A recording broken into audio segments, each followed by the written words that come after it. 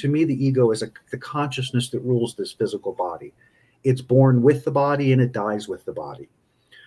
So it is aware of its short-term experience, but its focus is about keeping the body on the planet. What do I mean by that? Well, to me, the ego, being the consciousness of the physical body, is taking the information that we receive through sight, taste, touch, smell, and hearing, and assessing our environment, any environment we're in. So the ego is just taking in whatever it is it's experiencing in the physical reality, and then it's responding to that. What's happened over time, unfortunately, is that the job has become much more complicated by us, by the entrainment of fear, and by the evolution of those experiences in the human experience. So what I mean by that is the ego, we've given the ego, the best analogy I have for that is that we have this multi-billion-dollar corporation called our life. And what we've chosen to do is hand the keys to that multi-billion-dollar corporation to an 8-year-old and say, hey, good luck with that. And then putting all of this crap onto the ego, and then on top of putting all the crap on top of the ego, fighting about it.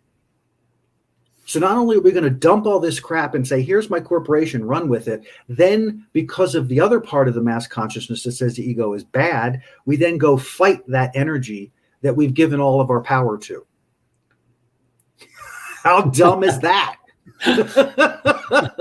I love that analogy. I say that tongue in cheek, but I say that because seriously, is that a twisted way to try to get around the process, rather than acknowledge the role that it's given and then stop trying to give it other things.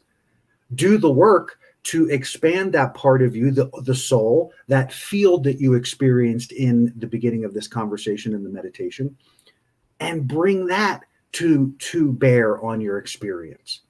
And as you build that relationship, the ego then can go back to its job, and you can not be at war with yourself, because there's nothing to be at war about. It's just as much a part of you. It's no different than if you started having a fight with your heart because you tried to take a hike and you couldn't breathe 3/4 of the way through. So now you're going to fight with your heart and your lungs because it wasn't prepared. Who was supposed to prepare it, right? It's just another part of you. So if you were in context and in the greater part of yourself, you would do things that would start to build the strength of these organs, so that you, in anticipation for your expansion, in your anticipation for growth, in your anticipation for engagement, you're ready, or at least you are as ready as you can be. And now everything's in cooperation. And the body now, the ego now is responding to those orders or those directions. And notice I'm spinning up when I say that, because you're focused in an upward motion, in an expansive motion, instead of this downward spiral of inability or inadequacy or judgment or whatever it is you want to beat yourself up about for not being enough of, when really that's just story the ego's been telling you.